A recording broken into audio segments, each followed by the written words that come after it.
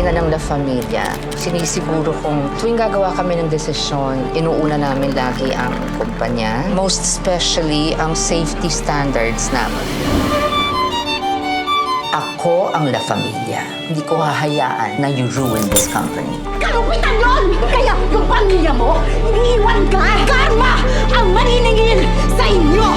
Karma lang yon. Si Diana Aragon ako. Miss D, may nangyari pong aberya sa feeding program. Does anybody know what caused this? Give me answers! Miss D! Alam ko, balang araw, ikaw na magiging bida. Birthday mo nga pala. Ayos lang po yun, Nay. Alam niyo rin namang ayoko nagsiselebrate, diba? Anong problema? Inangay ng tatay mo lahat ng pera namin! Magkano po ba? Mga 1 milyon. Kasi sa nakalap naming impormasyon, may nag-iisang anak na babae si Miss Aragon. Swerte naman nun! Matik tagapagmana! Kailangan nila makita authenticity. At magtiwala ka, your family is very, very marketable.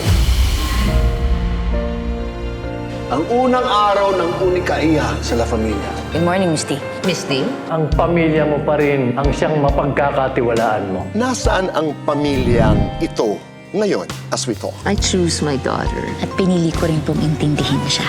Saving Diana means saving La Familia. What are we supposed to do about all this? Di naman ang nakahanap niya. Manika. Manika ang dadamitan at pagagalawin sa lahat ng gusto niya. Sinira mo ang relasyon naming mag-ina. Kaya ganyan si Patricia. Dahil buong buhay niya, pinaramdam mo sa kanya na kulang siya. Napapalibutan ka ng magagandang bagay pero alam nating lahat na mag-isa ka na. Kala ko lang kasi may nagbago na!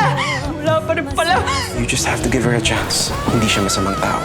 Sa'yo. Anong klaseng anak ka? Bago niyo ako tanungin kung anong klase akong anak, itanong niyo muna kung anong klase siyang ina.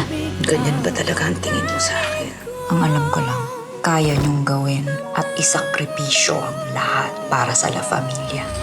Hinaharap ko kayo bilang tao, kaya sana suklian niyo rin ako ng respeto. Then stop acting like this is the biggest inconvenience of your life. Ay!